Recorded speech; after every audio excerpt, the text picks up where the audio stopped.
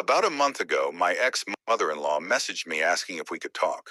She used to treat me almost like a daughter, a very understanding and warm person, always kind to me, but extremely lenient towards her son, whom she spoiled rotten, quite literally. Well, not exactly literally, but you know. So I said okay, and she called me on the phone. Welcome to Think Twice. How are you, my beautiful people? My heart is full of gratitude for every one of you. Before we begin, please support me by clicking the subscribe button and liking my video. It helps me so much. Now let's continue the story. She told me this whole story about how my ex-father-in-law is going broke and how everything has been getting more expensive. She told me about my ex's last girlfriend, which lasted only a few months, and about his ex-wife, whom he married after we broke up, and that lasted a year. So what she wanted was to ask me for help, for me to give a statement attesting to his good character, because his ex-wife is suing him, accusing him of sexual abuse, BC, she's autistic, she didn't get into detail, and stalking. The thing is, this relationship ended about 5 years ago. I thank the gods to this day that I was able to escape that hellhole. He was never physically abusive to me. Well, except for the coerced sex, which happened more often than I care to admit. But he would verbally trample me, like literally argue everything I said, every idea, even my feelings. He rationalized everything and found ways to convince me that logically my feelings were wrong. He convinced me I didn't have any friends anymore. He pulled me away from my family.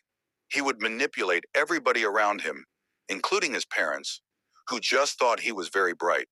He would say that home chores were demeaning, and therefore he wouldn't do them, and the house would be a dumpster for days and days.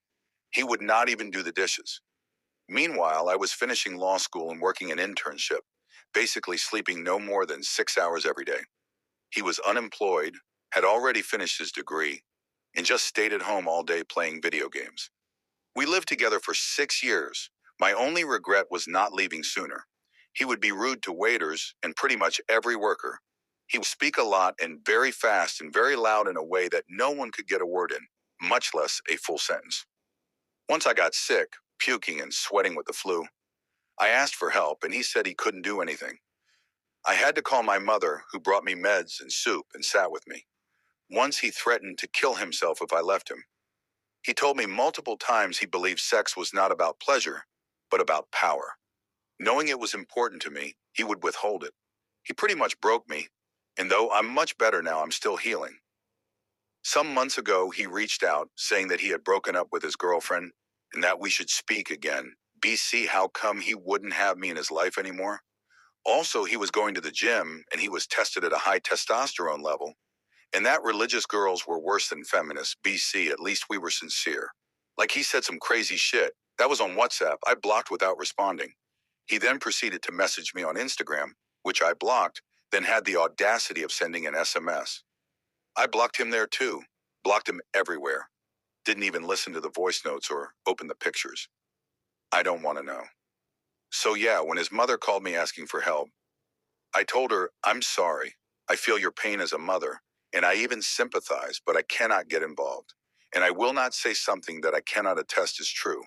And yeah, I got mad and ended up telling her a thing or two about her precious son. She and every friend of his and his family is blocked for good now.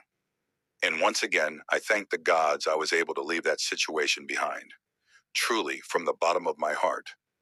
Drop yeah in the comments if you believe she did the right thing. Thank you for listening. Don't forget to like, share, and subscribe. Until next time, stay safe.